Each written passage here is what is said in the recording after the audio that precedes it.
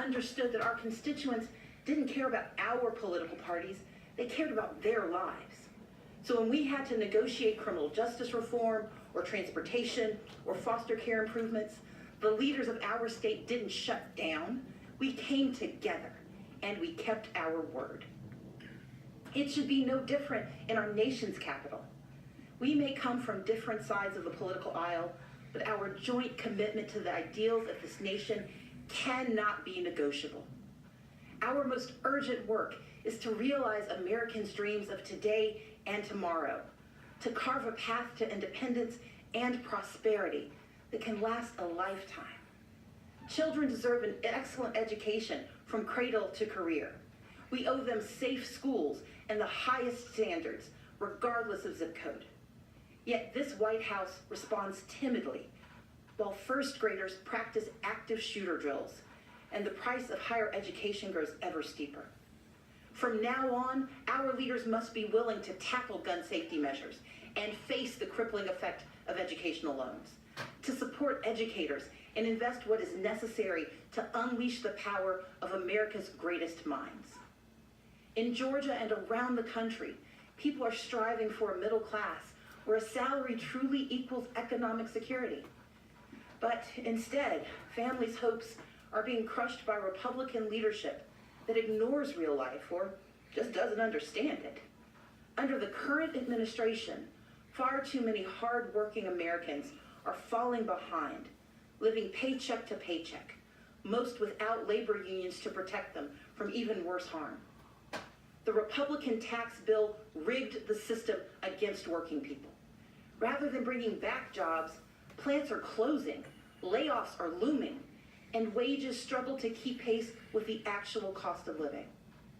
We owe more to the millions of everyday folks who keep our economy running, like truck drivers forced to buy their own rigs, farmers caught in a trade war, small business owners in search of capital, and domestic workers serving without labor protections.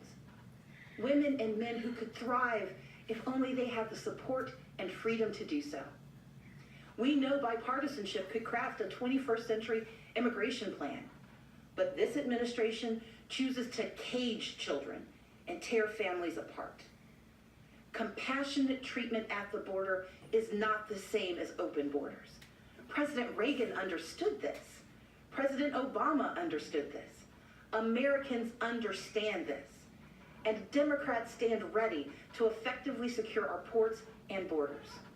But we must all embrace that from agriculture to healthcare to entrepreneurship, America is made stronger by the presence of immigrants, not walls. And rather than suing to dismantle the Affordable Care Act, as Republican attorneys general have, our leaders must protect the progress we've made and commit to expanding healthcare and lowering costs for everyone. My father has battled prostate cancer for years. To help cover the cost, I found myself sinking deeper into debt, because while you can defer some payments, you can't defer cancer treatment. In this great nation, Americans are skipping blood pressure pills, forced to choose between buying medicine or paying rent. Maternal mortality rates show that mothers, especially Black mothers, risk death to give birth. And in 14 states, including my home state, where a majority want it, our leaders refuse to expand Medicaid, which could save rural hospitals, save economies, and save lives. We can do so much more. Take action on climate change. Defend individual liberties with fair-minded judges. But none of these ambitions are possible without the bedrock guarantee of our right to vote. Let's be clear. Voter suppression is real. From making it harder to register and stay on the rolls, to moving and closing polling places, to rejecting lawful ballots, we can no longer ignore these threats to democracy. While I acknowledge the results of the 2018 election here in Georgia, I did not, and we cannot, accept efforts to undermine our right to vote. That's why I started a nonpartisan organization called Fair Fight to advocate for voting rights. This is the next battle for our democracy, one where all eligible citizens can have their say about the vision we want for our country. We must reject the cynicism that says allowing every eligible vote to be cast and counted is a power grab. Americans understand that these are the values our brave men and women in uniform and our veterans risk their lives to defend. The foundation of our moral leadership around the globe is free and fair elections, where voters pick their leaders, not where politicians pick their voters. In this time of division and crisis, we must come together and stand for and with one another. America has stumbled time and again on its quest towards justice and equality. But with each generation, we have revisited our fundamental truths, and where we falter, we make amends. We fought Jim Crow with the Civil Rights Act and the Voting Rights Act.